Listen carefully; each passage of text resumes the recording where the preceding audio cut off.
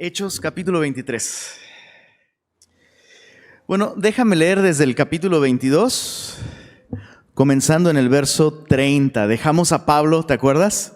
Después de esta gran turba, una gran multitud en Jerusalén, quiere literalmente despedazarlo. Interviene este tribuno romano que le rescata de esta multitud enfurecida. Pablo pide permiso para hablar y vimos la semana pasada que lejos de defenderse, lo que hace pues es predicarles el evangelio, ¿no? Y le oyeron hasta esta palabra, gentiles, ¿verdad? Y la semana pasada meditábamos en eso, en lo asombroso que es que personas que conocían al Dios de la Biblia tuvieran un concepto tan limitado de Dios, en el que fueran incapaces de creer que Dios podía amar a otras personas que no fueran ellos, ¿no? Y digo, no sé si a ti te pasa, pero yo lucho con la religiosidad. Soy una persona religiosa, soy enfermo. Tengo un cáncer aquí adentro en el corazón llamado religiosidad, bro. Y cuando veo que Dios es un Dios mucho más grande que mi religión, es algo que tiende a desafiarme bastante, ¿no? Y normalmente yo sé que la mayoría de cristianos leen a Pablo y dicen, ay, me identifico con Pablo. Honestamente yo me identifico con los fariseos, bro. Ese es mi problema, ese es mi gran problema. Y la semana pasada fue un golpe duro, ¿no? En ese sentido de, ¿qué grupo de personas crees tú que Dios no podría amar? Porque si tú crees que hay personas que Dios es incapaz de amar, el Dios al que tú adoras no es el Dios de la Biblia, ¿no? Y bueno, ahí nos quedamos, bueno, o al menos yo me quedé tirado en el piso sangrando, diciendo, Señor, perdóname. Y leemos en el capítulo 22, verso 30, al día siguiente, queriendo saber de cierto la causa por la cual le acusaban los judíos, le soltó las cadenas. Esto es, el tribuno decide soltarle las cadenas y mandó venir a los principales sacerdotes y a todo el concilio, y sacando a Pablo le presentó ante ellos. Entonces ahora el tribuno está tratando de darle sentido a por qué la gente odia tanto a este hombre. ¿Por qué la ciudad entera se salió de control, ¿no? Y entonces manda a traer al concilio, que no es otra cosa que la Corte Suprema judía, ¿no? O sea, los jueces más importantes de la nación están ahí, incluido seguramente, pues obviamente, cada vez el sumo sacerdote. Capítulo 23, verso 1 dice, entonces Pablo, mirando fijamente al concilio, dijo, varones hermanos, y aquí comienzan las particularidades. Es muy poco común que un judío se refiera al concilio en estos términos de varones hermanos. Lo normal o el protocolo sería que cualquier persona se refiriera al concilio como padres, porque son los ancianos, son la autoridad de la nación. Y muy probablemente Pablo está usando este término de hermanos porque Pablo en su momento fue parte del concilio. De hecho, cuando apedrearon a Esteban, Pablo usa un término muy interesante cuando cuenta su testimonio. Dice que él dio su voto, lo cual implica que él formaba parte de esta élite que tenía la capacidad de tomar decisiones que afectaban la vida de la nación, o en ese caso, terminaron con la vida de Esteban, ¿no? Entonces, les habla como a iguales, ¿no?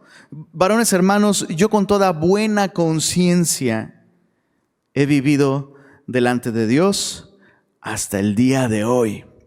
El sumo sacerdote Ananías ordenó entonces a los que estaban junto a él que le golpeasen en la boca. Entonces, todo aquí está fuera de control, ¿no? Todo aquí es atípico, todo es raro. Este hombre está acusado, no se sabe de qué, pero por algo está ante el concilio. Se refiere a ellos no como padres, no como autoridades, sino como hermanos, ¿no? Y el sumo sacerdote, rompiendo todo protocolo bíblico, manda golpear a este hombre en la boca. Ahora, la última vez que vimos en la Biblia al sumo sacerdote, que no era por cierto, era Caifás, pero la última vez que vimos a un sumo sacerdote ordenar golpear a alguien antes de dictar sentencia fue en el juicio de nuestro Señor Jesucristo. Y la Biblia nos dice que Jesús, como cordero, no abrió su boca, no respondió maldición con maldición, sino encomendando la causa al que juzga justamente. Lo interesante es que Jesús sí dijo algo en ese momento. Cuando el sumo sacerdote ordena golpearle, dijo, dime que dije mal. O sea, si dije algo mal, dime qué es. Y si no, ¿por qué me golpeas? Una pregunta honesta, ¿no? Vamos a ver cuál es la reacción de Pablo. Verso 3. Entonces Pablo le dijo, Dios te golpeará a ti, pared blanqueada. Y dices, mira, sí se vale. Sí se vale responder así ante la injusticia de una autoridad impía. Y mira lo que sigue diciendo, ¿estás tú sentado para juzgarme conforme a la ley? Y quebrantando la ley, ¿me mandas golpear? Ahora, lo que Pablo dice es completamente cierto.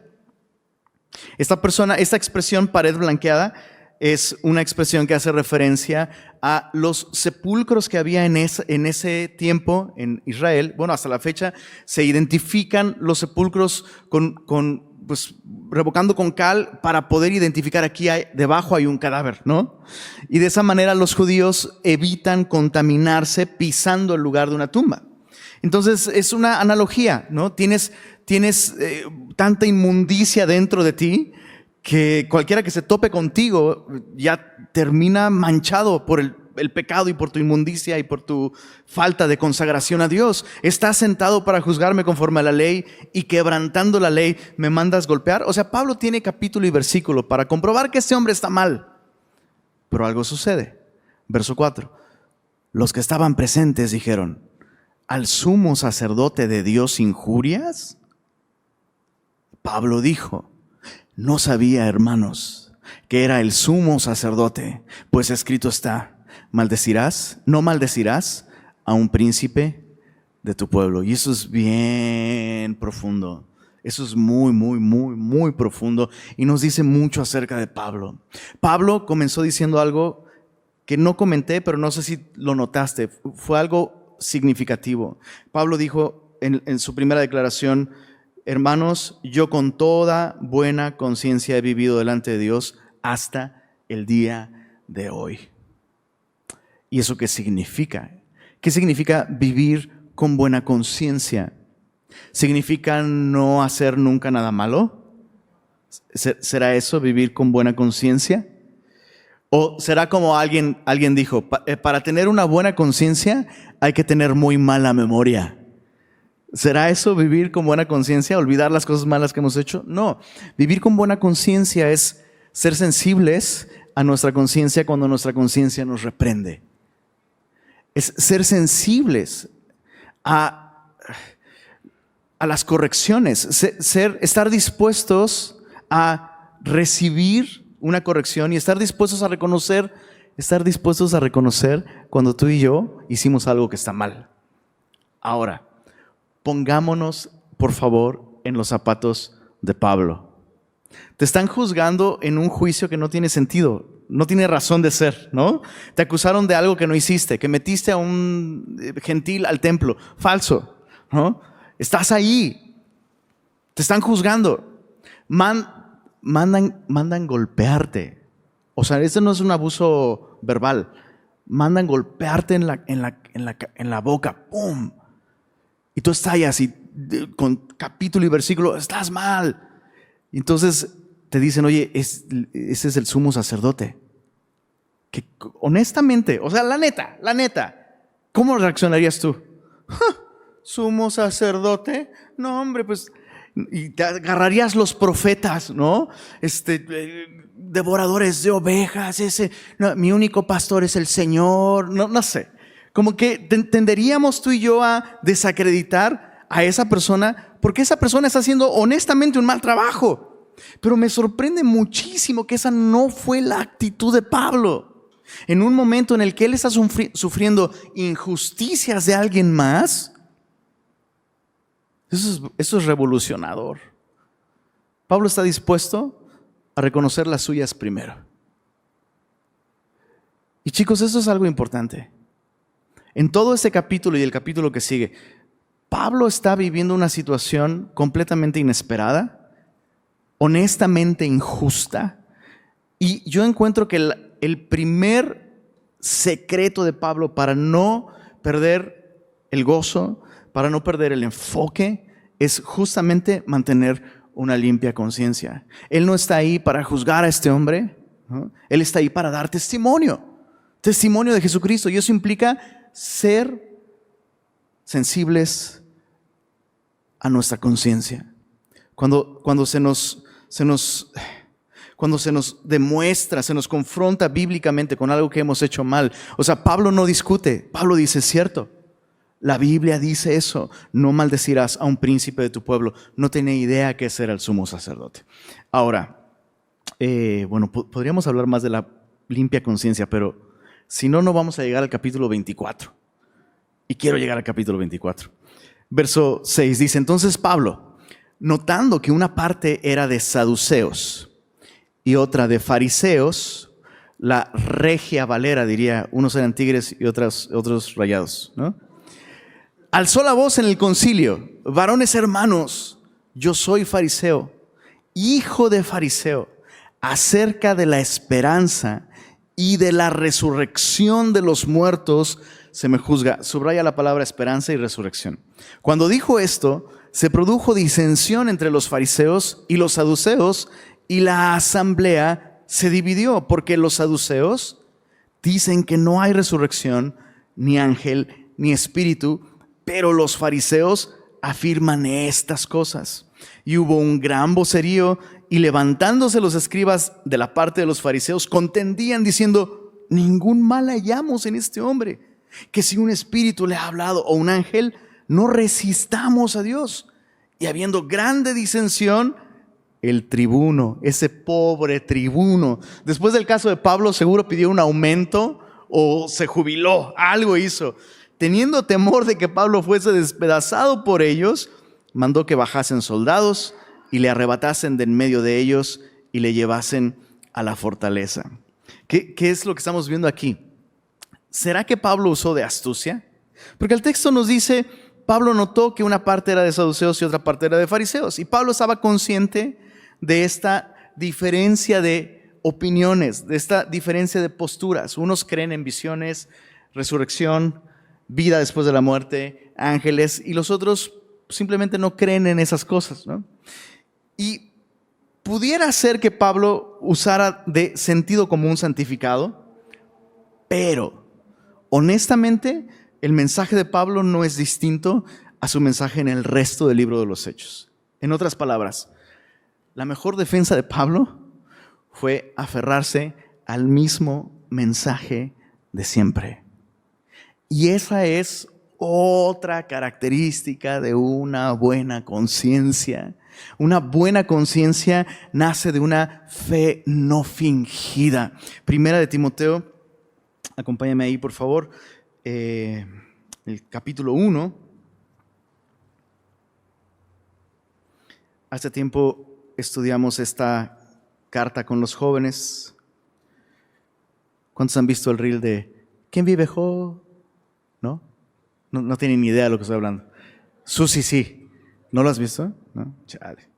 Pues solo mi hija, ¿verdad? ¿Tú sí? ¿Tú sí? ¿Cómo es? ¿Quién vive jóvenes? Bueno, algo así. Primera de Timoteo, capítulo 1, dice, mira el verso 5. Pues el propósito de este mandamiento es el amor nacido ¿de qué cosa? Corazón limpio y de buena conciencia y de fe no fingida, de las cuales cosas desviándose algunos se apartaron a vana palabrería. Algo esencial para mantener una buena conciencia no solamente es estar abiertos a reconocer nuestros errores cuando esos son expuestos, pero no abandonar el mensaje del evangelio. Lo que Pablo dijo es, me están juzgando acerca de la esperanza y la resurrección de los muertos. En Hechos capítulo 17, verso 18, justamente es lo que se reporta acerca de Pablo. Dice, algunos filósofos de los epicúreos y de los estoicos disputaban con él, y unos decían, ¿qué querrá decir este palabrero? Y otros decían, parece que es predicador de nuevos dioses. ¿Cuál es la razón? Porque les predicaba el evangelio de Jesús y de la resurrección. Entonces, por un lado, sí, claro que Pablo es muy hábil. Pablo mentalmente es una persona súper lúcida, con muchos recursos, pero por otro lado, él no está diciendo nada distinto. a lo que siempre ha proclamado. Y, ¿sabes? Esto me llamó mucho la atención. Realmente para Pablo este no es simplemente un mensaje, el mensaje de la resurrección. Para Pablo esto no es simplemente una idea súper interesante que me fascina explorar y comentar y hablar con otros. No, para Pablo esta es realmente una esperanza, la esperanza de la resurrección. Y otra vez, contexto. Acuérdate, en el estudio bíblico absolutamente todo es contexto. Pablo está en medio de una injusticia. Pablo está en medio de algo, pues honestamente, como inesperado, injusto. ¿Y cómo es que Pablo mantiene una actitud optimista, una actitud enfocada en el Señor por la esperanza que Él tiene? Para Pablo, la resurrección no es simplemente una idea, es una realidad. O sea, Pablo tenía planes de ir a Roma, ¿no? Pablo venía de una etapa y de un tiempo de mucha actividad, plantando iglesias, predicando el evangelio, viajando por todos lados, y de pronto, ¡pum!, está arrestado, está siendo juzgado por algo que no tiene pies ni cabeza, pero él tiene una esperanza. Y su esperanza no es salir de ahí, su esperanza es la resurrección. Pregunta: ¿cómo reaccionas tú cuando las cosas no salen como esperas? ¿Cómo reaccionas tú cuando viene un cambio drástico a tu vida del que tú no tienes control? El consejo de Pablo es: mantén una conciencia limpia. Número 1. Número 2, mantente enfocado en la esperanza. Es una realidad. Escucha, ese último cambio de eventos en tu vida, que perdieras el trabajo, que perdieras un amigo, que perdieras la salud, ese último cambio de circunstancias en tu vida no es el punto final. Tú y yo esperamos la resurrección de entre los muertos. Si realmente esperamos eso, ¿cómo afectaría la manera en la que estamos enfrentando las situaciones actuales? Bueno, regresando al texto, capítulo 23, dice verso 11: a la noche siguiente se le presentó el Señor y le dijo: ten ánimo, Pablo. Ahora, si le dices a alguien: oye, ánimo, ¿es porque lo ves muy animado? Pues no, o sea, me encanta ver en la Escritura a Pablo completamente humano, ¿no? Es evidente que está luchando con cosas, ¿no? Ten ánimo, Pablo, pues como has testificado de mí en Jerusalén, así es necesario, ¿qué crees? Que testifiques también en Roma. O sea, Jesús le está haciendo saber a Pablo: el anhelo de tu corazón antes de terminar este último viaje misionero es un anhelo que viene de mí. Y te voy a llevar a Roma, pero no era como tú pensabas. O sea, todo esto que tú crees o que tú pudieras pensar, esto va en contra de todo lo que yo anhelaba, de todo lo que yo planeé, es al contrario. Todo esto justamente te va a ayudar a llegar. Mira, Pablo, tú querías visitar la iglesia en Roma, y yo te voy a llevar ante el emperador. ¿Cuál de esos dos planes crees tú que era más grande? Pues obviamente, el plan de Jesús era mucho más grande. Y eso es algo increíble. Tus planes, esos planes inspirados por Dios, tus anhelos plantados en tu corazón, que tú sabes que son anhelos que vienen de Dios. Tú y yo solo somos capaces de concebirlos a un nivel muy limitado, bro. Muy limitado. Y si Dios te diera los pormenores de cómo Él va a hacer que esos planes se cumplan, dos cosas nos pasarían. Una, diríamos: no, gracias por los procesos que hay en medio. Y dos, diríamos: no, gracias por la magnitud con la que el Señor piensa obrar en nuestra vida. Debemos aprender a esperar del Señor Jesús cosas mucho más grandes de las que tú y yo, como Pablo escribió a los Efesios, imaginamos, pedimos o entendemos. Bueno, ahí está el Señor apareciéndosele, diciéndole: hey, así como has testificado de mí en Jerusalén, es necesario que testifiques en Roma. Pablo, tú probablemente crees que esto es una pausa en tu ministerio. Probablemente crees que esto no está yendo a ningún lado. Yo estoy usando tu testimonio. O sea, yo estoy haciendo algo, aunque desde tu perspectiva no lo parezca. Verso 12 dice, venido el día, algunos de los judíos tramaron un complot y se juramentaron bajo maldición. Dice ahí, diciendo que no comerían ni beberían hasta que hubiesen dado muerte a Pablo. Imagínate. O sea, ¿qué clase de juramento es? O sea, esto no es una huelga de hambre, bro. Es un juramento bajo maldición. El que coma cualquier cosa antes de que ese hombre muera será objeto de la maldición más severa de parte de Dios. Dice el verso 13, eran más de 40 los que habían hecho esta conjuración. Dices, yo después de cada cena de Navidad hago el mismo juramento, ¿no? Nunca más, lo juro, ¿no? Bueno, dice el verso 14, los cuales fueron a los principales sacerdotes y a los ancianos y dijeron, nosotros nos hemos juramentado bajo maldición a no gustar nada, ni agua, hasta que hayamos dado muerte a Pablo. Ahora pues, vosotros con el concilio, requerid al tribuno que le traiga mañana ante vosotros, como que queréis indagar alguna cosa más cierta acerca de él, y nosotros estaremos listos para matarle antes que llegue.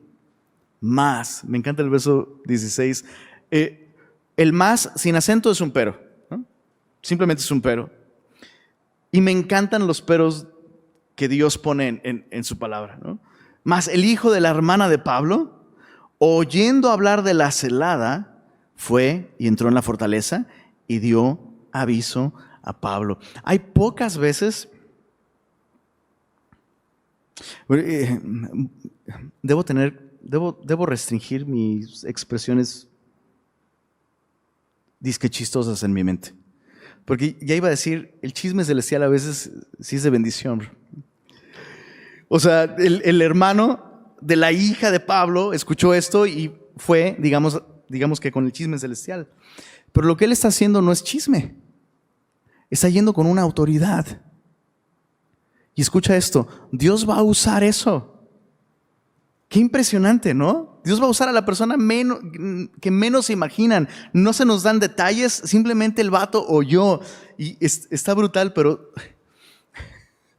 siempre hay un yo lo vi y siempre hay un yo escuché. Siempre, bro. Siempre. Pero qué gran diferencia hacen aquellos que ven y escuchan y con esa información hacen lo que se tiene que hacer. ¿En qué momento deja de ser chisme? En el momento en el que llevas esa información a la persona que lo tiene que saber. En este caso, ¿quién lo tiene que saber? Una autoridad. Una autoridad. No, híjoles, qué horror tener que tocar esos temas otra vez. Pero pues aquí está en la Biblia, ¿no?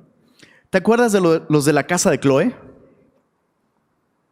Dices, ¿quiénes son esos? ¿Has leído alguna vez en tu vida 1 Corintios? ¿Cómo crees que tú y yo obtuvimos esa carta? ¿Cuál crees tú que fue la razón por la que Pablo dijo, tengo que sentarme y escribir esta carta que va a ser de bendición hasta para los semillosos regios? Porque los de la casa de Chloe, que eran miembros de la iglesia en Corinto, fueron con Pablo y le dijeron, Pablo, está pasando esto en la iglesia.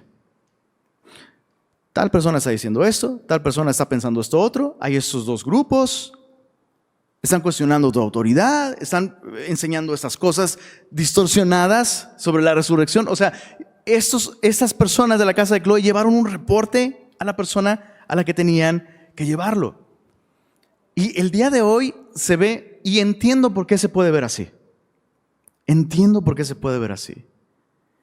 Que una persona vaya con una autoridad, sea el papá, sea el esposo, sea el discipulador, sea el pastor, se ve como esos vatos son unos chismosos. Pero fíjate, esas mismas personas que piensan así, lo andan diciendo a todo el mundo, menos a la persona a la que deberían de decirlo.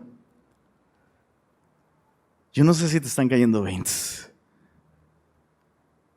pero eso es importante. Eso es muy importante. Lo vemos de principio a fin en la Biblia. De principio a fin. En el mismo libro de los Hechos, ¿recuerdas? La iglesia estaba recién nacida, más vulnerable que nunca, recién nacida, como un bebé. La iglesia estaba creciendo y empezaron a ver, pues claro, desafíos como iglesia, empezaron a ver problemas en la iglesia y ciertas personas empezaron a murmurar sobre la deficiencia en la distribución de los bienes para las viudas. Y se empezó a decir, no, los apóstoles están haciendo acepción de personas porque le están dando a las viudas judías y a las griegas, están haciendo sus grupos. Gracias a Dios que eso llegó a oídos ¿de quién? De los apóstoles. Alguien, no se nos dice quién, pero alguien llevó ese reporte y los apóstoles pudieron actuar de acuerdo a eso y de esa manera servir mejor a la iglesia y seguir adelante. ¿Se entiende lo que estoy diciendo?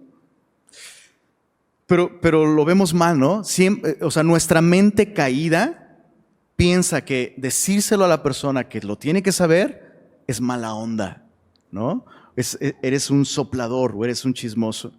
Pues gracias a Dios por este chismoso celestial, ¿no? Llevó el reporte a la persona adecuada y dice en el verso 17, dio aviso a Pablo y Pablo, llamando a uno de los centuriones, dijo: lleva a este joven ante el tribuno porque tiene cierto aviso que darle. Él entonces, tomándole, le llevó al tribuno y dijo: el preso Pablo me llamó y me rogó que trajese ante ti a este joven que tiene algo que hablarte. El tribuno, tomándole de la mano, y eso es un detalle que siempre me ha parecido curioso, no se nos dice la edad de esta persona, el sobrino de Pablo. Dice ahí joven, una posible traducción es niño, ¿no? Un niño grande, pero es muy chistoso el verso 19, el tribuno le toma de la mano. ¿De qué edad tendría que ser como para que un soldado diga: a ver, dame tu manita, hijito? Pues quién sabe, pues chiquito, ¿no? A menos que fuera chaparrito como yo y no sé. Pero pues ahí está. Entonces tienes a este hombre, ¿no? Soldado romano, un tribuno, tomándole de la mano y retirándose aparte y le preguntó: ¿qué es lo que tienes que decirme?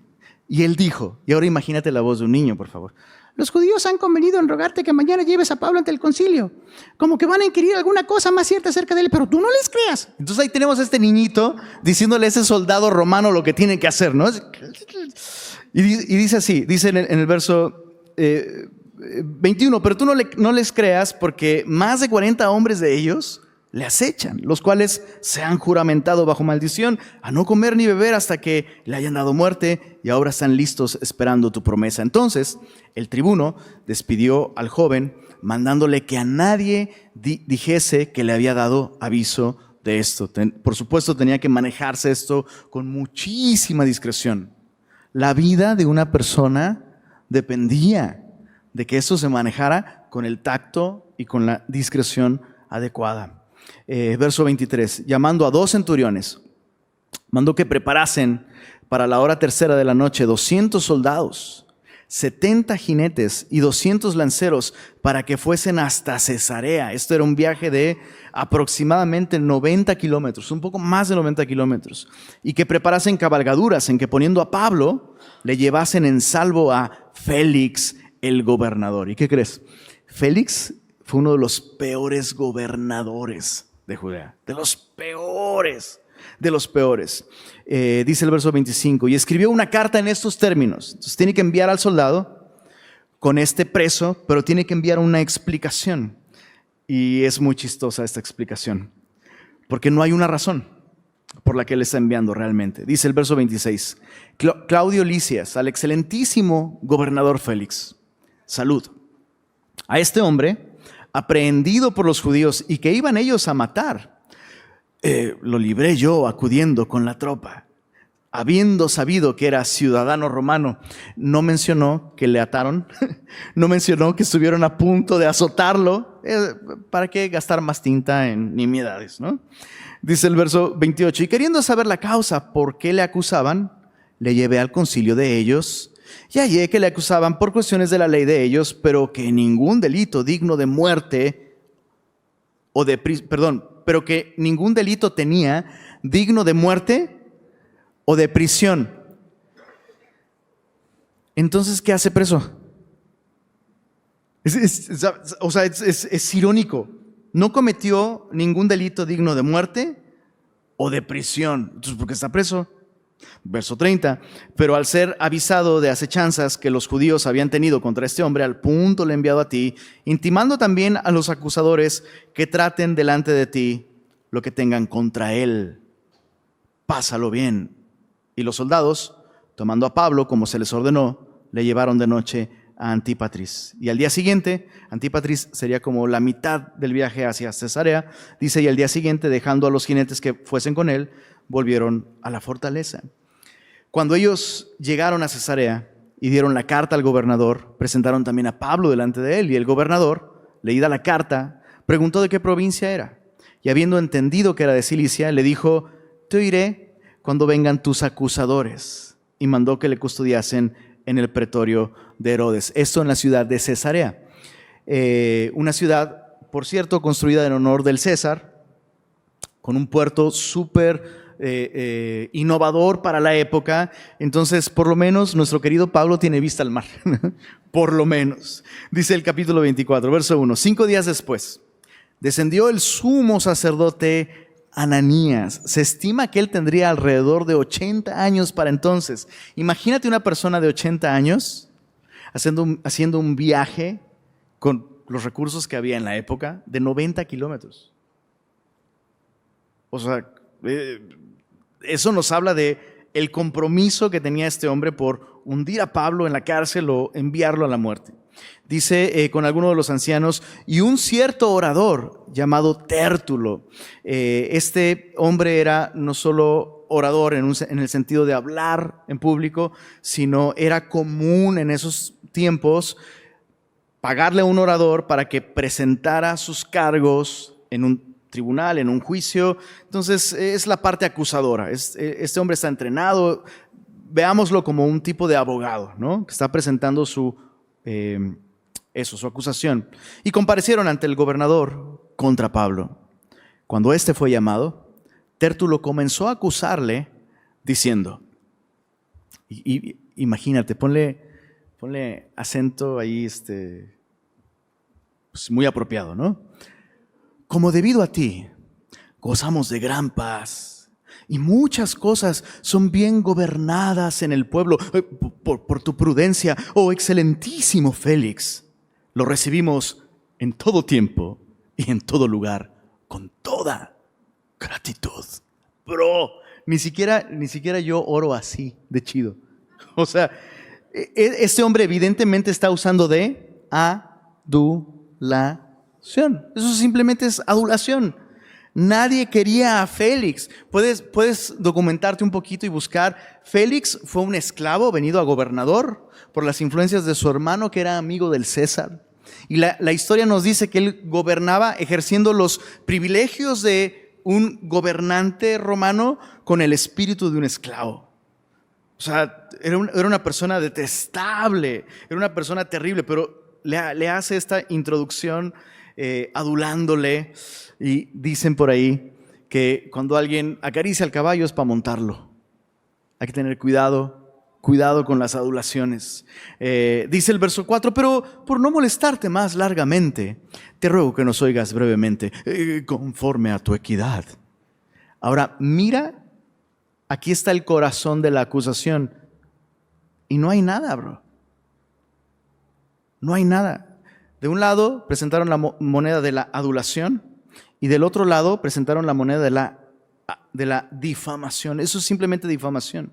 Dice verso 5, hemos hallado que este hombre es una plaga, promotor de sediciones entre todos los judíos por todo el mundo, cabecilla de la secta de los nazarenos.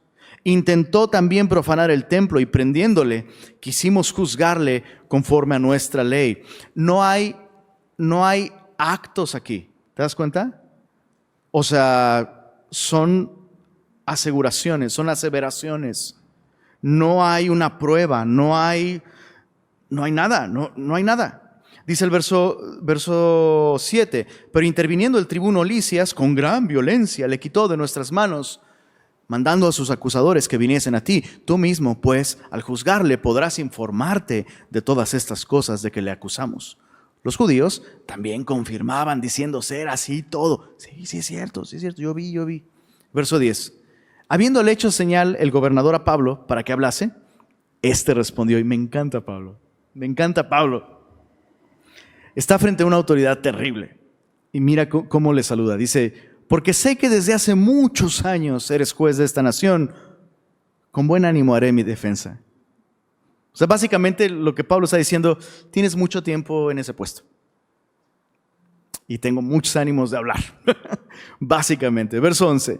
Como tú puedes cerciorarte, no hace más de 12 días, os está dando tiempos, lugares, detalles específicos. Dice, subí a adorar a Jerusalén y no me hallaron disputando con ninguno, ni amotinando a la multitud, ni en el templo, ni en las sinagogas, ni en la ciudad. Ni te pueden probar las cosas de que ahora me acusan. Pero esto te confieso. O sea, si de algo soy culpable es de esto. Que según el camino que ellos llaman herejía, así sirvo al Dios de mis padres, creyendo todas las cosas que en la ley y en los profetas están escritas. Esta es la marca de un verdadero creyente. Un verdadero creyente cree, ¿cuántas? Todas las cosas que están escritas. Un hereje escoge entre unas y otras. Bueno, esta no me gusta tanto, entonces esta no la creo mucho, pero el resto sí. Pablo no es de estos. Dice el verso 15, teniendo esperanza en Dios, la cual ellos también abrigan, de que ha de haber resurrección de los muertos, así de justos como de injustos. Y por esto, y esta es como el cierre de esta sección. Comenzamos hablando de la conciencia, Pablo termina hablando de la conciencia. Por esto, procuro tener siempre una conciencia sin ofensa ante Dios. Qué interesante, ¿no? Y ante los hombres. No es posible tener una conciencia limpia solamente pretendiendo vivir una vida recta delante de Dios. Es importante tener una buena conciencia ante los hombres también. O sea, ¿cómo podrías alcanzar a otros con el Evangelio si no tienes una buena conciencia ante los demás, ¿no? Entonces, Pablo dice, pues sí, soy culpable de esto. Vivo de acuerdo a la esperanza que tengo de que habrá resurrección. Por eso predico a Jesús, por eso viajo, por eso destino mis recursos, mi tiempo en proclamar este mensaje. Verso 17, pero pasados algunos años, vine a hacer limosnas a mi nación. Y eso es cierto, lo vimos, ¿no? Pablo hizo este proyecto de recaudación de recursos para llevar una ofrenda a los santos en Jerusalén, y a eso fue a Jerusalén. Dice, verso 18, estaba en ello, presentando esas ofrendas, estas limosnas, cuando unos judíos de Asia me hallaron purificado en el templo, no con multitud ni con alboroto. ¿Te acuerdas? Llegó a Jerusalén, ¿y a quién vio? A Jacobo, el líder de la iglesia en Jerusalén, el pastor de la iglesia, con los ancianos. Y el consejo que le dieron fue, purifícate. O sea, paga tus votos de purificación, financia a esos otros jóvenes, y así la gente va a entender que todo eso de que estás en contra de la ley es falso, y mira, se va a acabar el problema. ¿Te acuerdas que meditábamos en eso? Y Pablo está haciendo referencia a eso. Hey, fueron unos judíos de Asia que me hallaron en el templo purificado. Mira el verso 19, a mí me hizo pensar muchísimo. Ellos deberían comparecer ante ti y acusarme si contra mí tienen algo. O sea, todo este alboroto en Jerusalén se causó por esos judíos de Asia que me acusaron de meter a alguien al templo, lo cual es falso. ¿Dónde están ellos? ¿Dónde están esas personas que iniciaron toda esa revuelta? Ellos iniciaron esa revuelta. ¿Dónde están?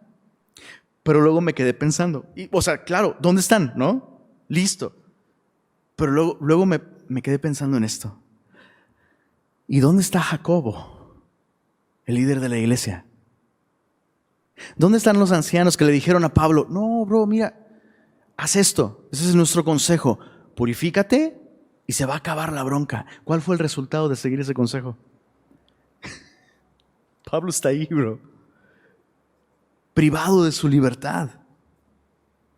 siendo acusado por esas personas. Y no se te olvide, a ti se te olvida, pero a estos 40 hombres que hicieron un voto para no comer hasta que se muriera, les está rugiendo la panza, bro.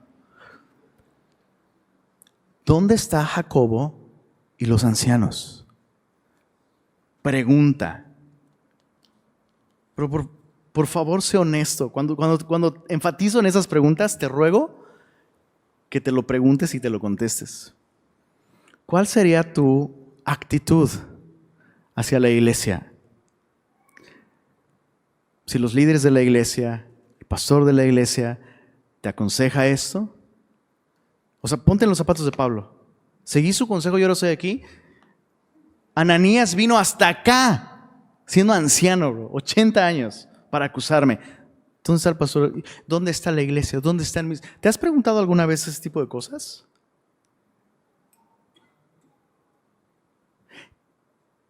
¿Quieres otro principio para mantener una limpia conciencia? Confía en el Señor, bro. No puedes mantener una limpia conciencia si mantienes un corazón amargado contra otras personas. ¿Sabes? Cuando tú y yo nos amargamos hacia aquellos que en nuestra opinión nos han fallado, y no, ¿dónde están mis amigos? ¿Dónde están mis hermanos? Pregunta, ¿Jesús no tiene control de la situación o sí tiene control de la situación?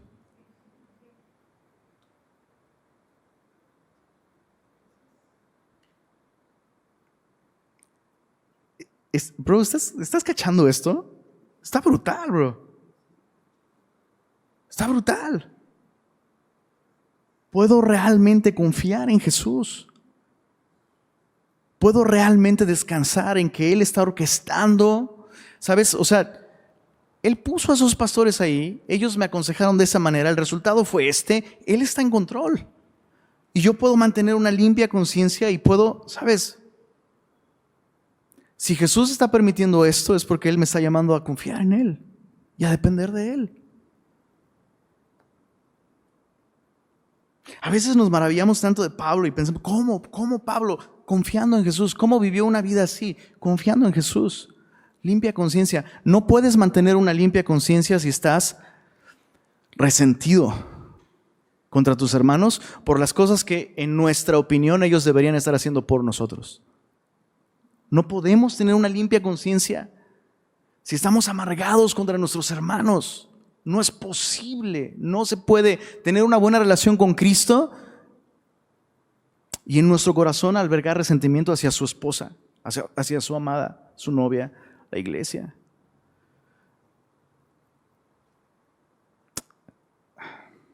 Quisiera decirles tantas cosas, chicos. Yo sé que hay contextos y Dios nos libre, ¿verdad?, de convertirnos en una iglesia que abusa, ¿no?, que abusa del privilegio que Dios nos da de servirnos unos a otros.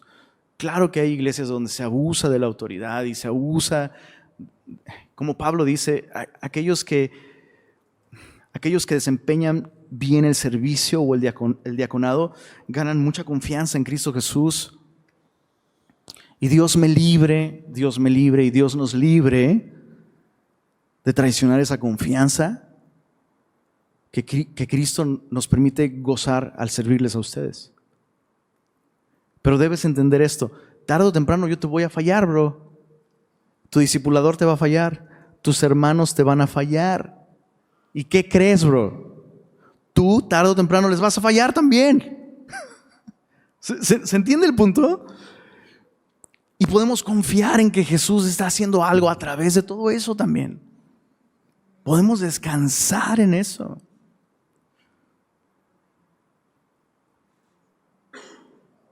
Mantén una limpia conciencia.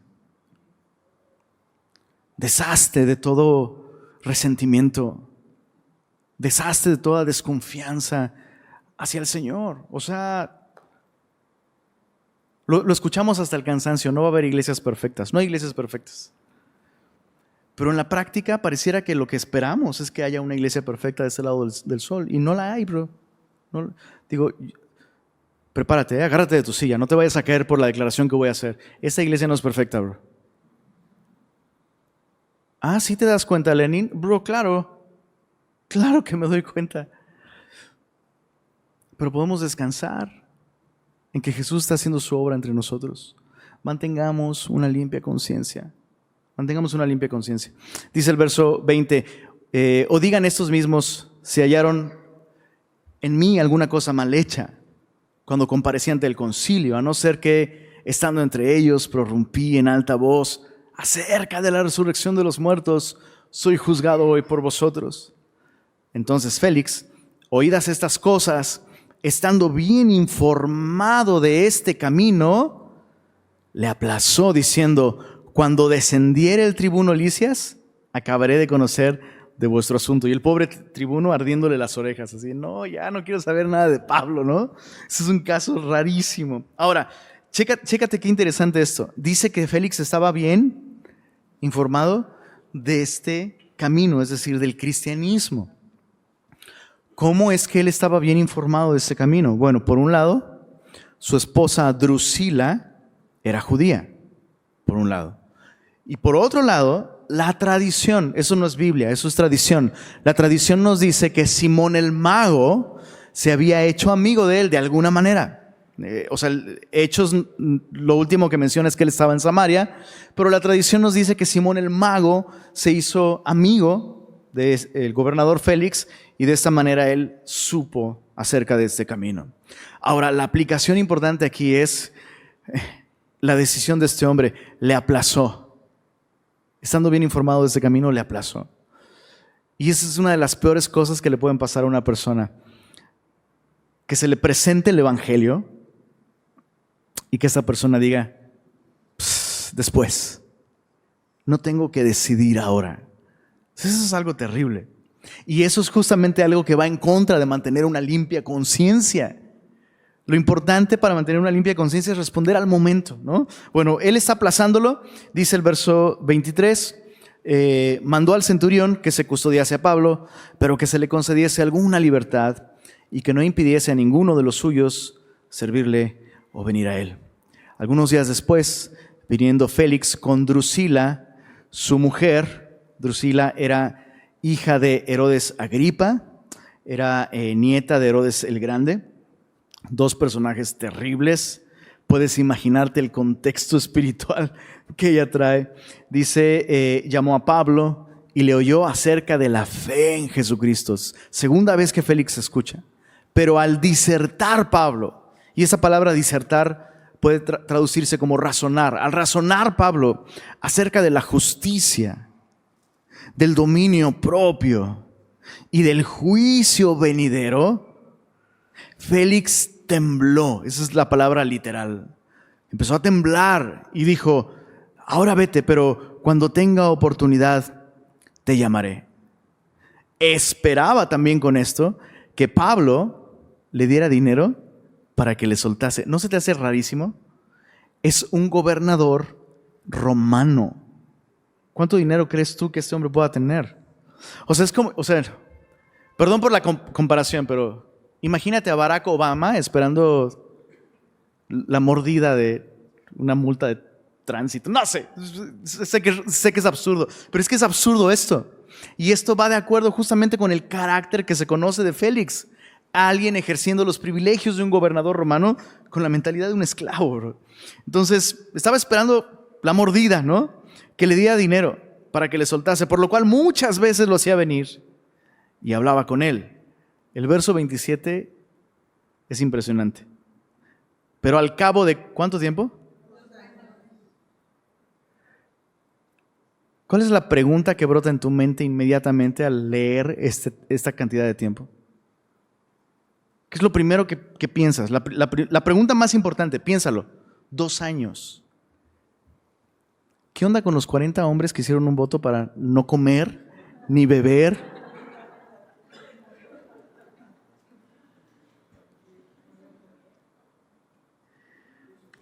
No guardes rencores contra nadie, bro. No guardes rencor, no guardes amargura contra nadie. Aunque no hagas un voto, eso te va a matar de hambre. Espiritualmente te empiezas a secar, bro. No hagas de tu corazón un lugar donde habita la amargura y el resentimiento, bro. Perdona, como Cristo perdonó. Suelta como como la Biblia nos llama a hacerlo, ¿no? Viajar ligeros. Al cabo de 2 años recibió Félix por sucesor a Porcio Festo, y queriendo Félix congraciarse con los judíos, dejó preso a Pablo. Entonces, ¿qué onda? Lees un versículo y Pablo escucha a Jesús diciéndole: vas a testificar de mí en Roma. ¡Padrísimo! 2 años después, ¿no? Ahora sí que no 2 doritos después, sino 2 años después, ¿no? Y yo pensaba en esto. ¿Qué pasó durante estos 2 años, bro? ¿Qué crees, bro? La Biblia no nos dice. Pero esos 2 años contribuyeron a hacer de Pablo el hombre que tú y yo sabemos que él llegó a ser. Y termino con esto. Este concepto de estos 2 años, ¿no? De silencio para nosotros, ¿no? Los que no sabemos qué pasó con Pablo, estamos seguros de que Dios estaba haciendo muchas cosas en su vida, ¿no? Y recordaba esta expresión, no sé si alguna vez la viste, pero con eso terminamos. Recordaba esta expresión: los molinos de Dios muelen muy lento, pero muelen muy bien.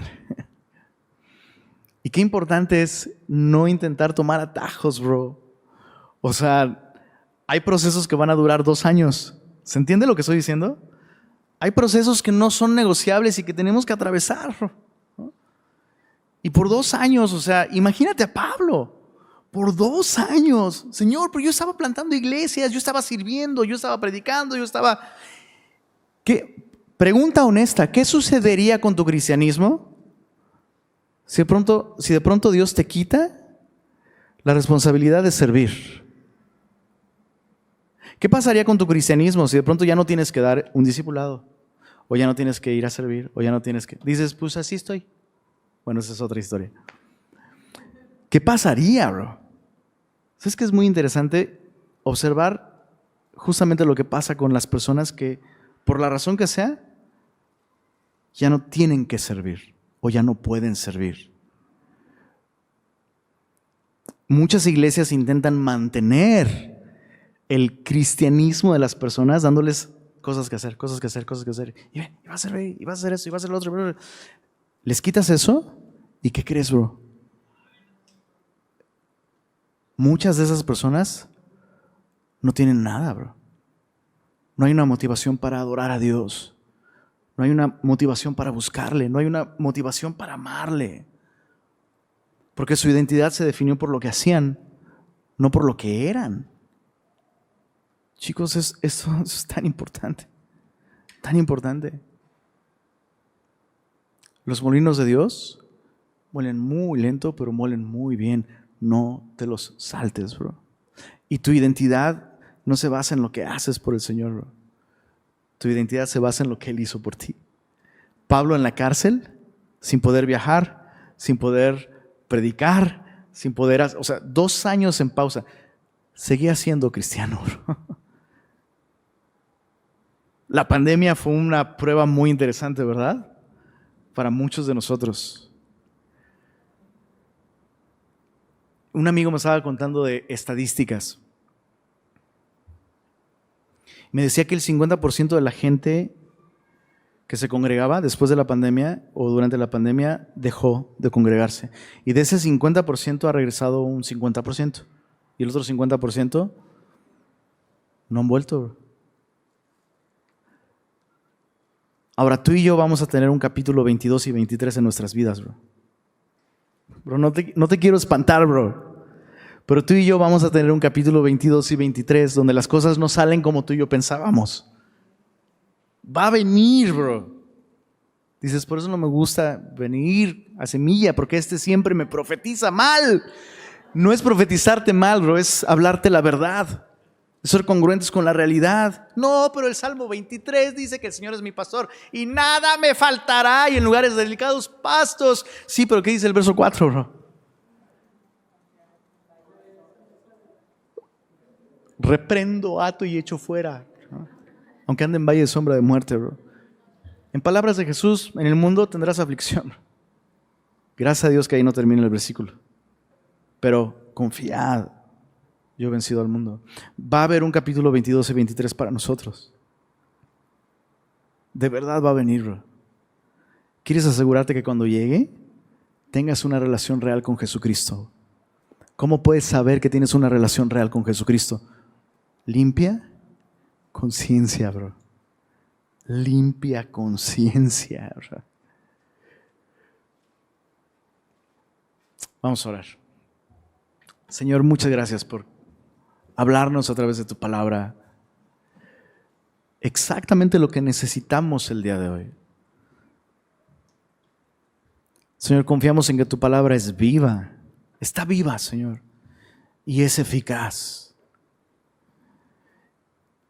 Muchas veces venimos a tu palabra con una narrativa, con una agenda, con un tema en nuestra mente y tú quieres hablarnos de otra cosa. Y tal vez ese fue el caso el día de hoy. Te ruego, Señor, que nos des un corazón sensible para responder.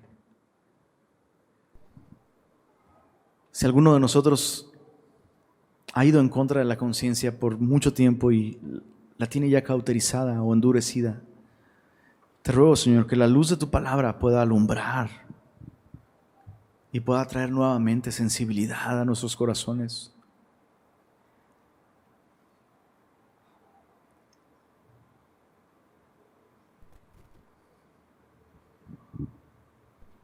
Señor, no solo queremos ver a la iglesia siendo efectiva para dar testimonio de ti. Queremos ver nuestra iglesia siendo efectiva, Señor.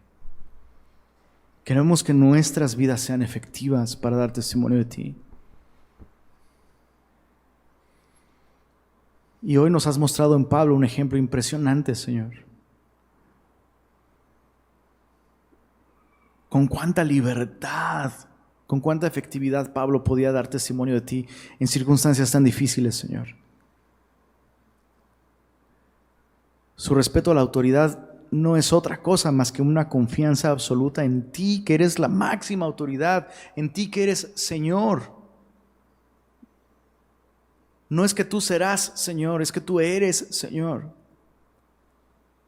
Ayúdanos, Señor, a ser personas que con mansedumbre puedan presentar razón de la esperanza que hay en nosotros, Señor. Perdónanos si como cristianos hemos vivido criticando al gobierno, Señor, criticando a las autoridades y dejando salir nuestra frustración, nuestro saque de onda. Y por otro lado intentamos convencer al mundo de que creemos que tú eres soberano y que tú gobiernas sobre todo. Perdónanos, Señor, por ser personas que profesan piedad, pero con sus hechos, con sus conversaciones, lo niegan.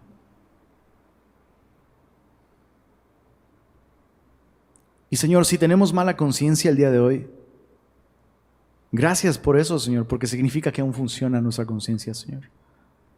Qué regalo tan precioso, Señor, el poder realmente ser atormentados en nuestro corazón por cosas que necesitan cambiar para poder seguirte con libertad y poder volver a disfrutar de la esperanza, Señor.